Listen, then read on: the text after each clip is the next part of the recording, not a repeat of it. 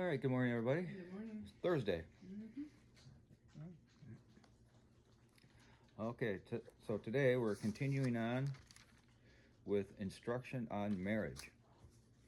1 Corinthians chapter 7, starting at verse 20. Yes, each of you should remain as you were when God called you. Are you a slave? Don't let that worry you. But if you get a chance to free, take it. And remember, if you were a slave when the Lord called you, you are now free in the Lord. If you were free when the Lord called you, or you are now a slave of Christ.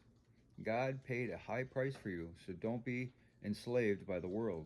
Each of you, dear brothers and sisters, should remain as you were when God first called you. Now the commentary. We may become so concerned about what we could be doing for God somewhere else that we miss great opportunities right where we are.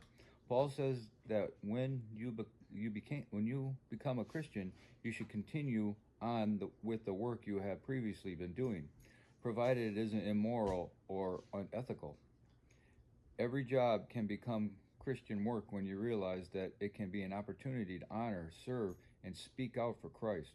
Because God has placed you where you are, take advantage of every opportunity to serve Him there. Slavery was common throughout the Roman Empire. Some Christians in the Corinthian church were undoubtedly slaves. Paul said that although they were slaves to other human beings, they were free from the power of sin in their lives. People today are slaves to sin until they commit their lives to Christ, who alone can conquer sin's power. Sin, pride, and fear no longer have any claim over us. Just as a slave owner no longer has power over the slaves he has sold. The Bible says we become Christ slaves when we become Christians, Romans chapter 6, verse 18. But this actually means we gain freedom because sin no longer controls us. Yeah, and that's a freeing feeling. Yeah, it is. Yeah, when you are controlled by, your own sinful desires, lust, greed, and all those different substances, substances, it can substance be abuse, yes, anything. any of that, and you come to Christ and He helps you let go of those things. It really, truly is. You look back at that, going, "Man, that was really It really had a lot of control over me." It restricts you, Yeah. even though you think it's not. It really does restrict you. It does. There's no doubt about it. It truly does. One thing. Go ahead. Fear. Yeah. And we have no fear living for Christ. Right. He's taken all that fear away, and you don't have to worry about it anymore. You don't have to worry about sneaking around or making excuses or any of that kind of stuff. You just that is truly freedom. Mm-hmm. And another thing that to remember with this passage is we're all called to spread the love of Christ. Right. Every believer is called to be a missionary. Yep. A minister. Yep.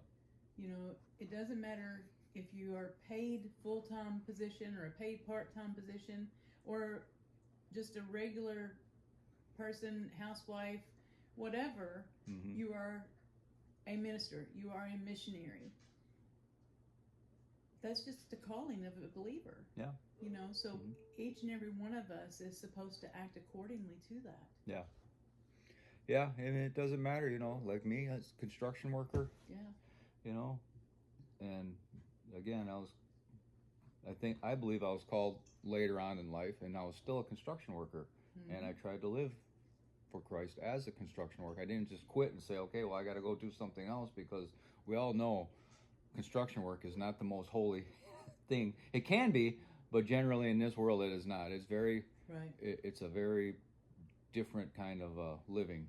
Mm-hmm. And but you stay where you are, like you said, and I try to be a witness for Christ as I worked. And they might not notice the change in you when you make the change immedially. Yeah, well, it's not a switch. It's a transition. Yeah. It's not a...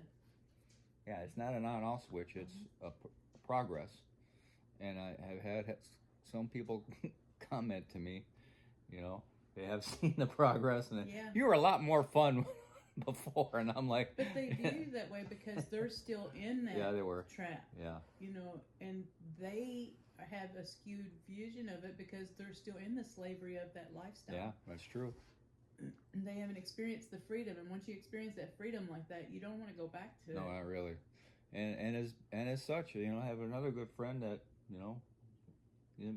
he came to Christ, worked right along next to me, and Mm-hmm. he made the comment too. Is like, man, we were really terrible back then because Yeah. he too does not want to walk down that road again, Right. the way we used to be. Right. And yeah, we both look back and say, no, we were not more fun back then. Exactly. No, we really weren't. We were terrible. Yeah, and it affected you in your free time too, because you spent that time in that lifestyle. Well, then you didn't have time to do anything fun or Yeah. real or Yeah. No it's- genuine connections. right. No real anything. It was all just an illusion. And It's really what- he's been revealing that some of this stuff is part of his testimony and how he changed. But I just want to let y'all know, I'm not innocent. I have a past. Yeah. So I'm just gonna publicly vocalize that I'm just as bad, if not worse, than all the things that he has revealed through these videos. So Yeah. I'm sitting over here shaking my head, but y'all don't see that. No, we were in this together differently. That's what it was. You and I Yeah. were in the same boat. Same boat, but different different situations. different sections. Yeah. Mm-hmm. And I'm sure anybody who's watching here can relate in some way or another that Yeah. once you truly give yourself to Christ, that He will He will help you let go of all that garbage that you've been carrying all this time and realize that what you were doing back then was not freedom. It really Exactly. wasn't. Exactly. You were just chained up. Terrible. You were in a dark, deep, damp dungeon. We have one friend that her testimony was when she accepted Christ, it was an instantaneous change in her life. Mm-hmm. The majority of testimonies is not that way, but it can happen. It can. It can be an instant change, but typically it's a gradual transition. Yeah.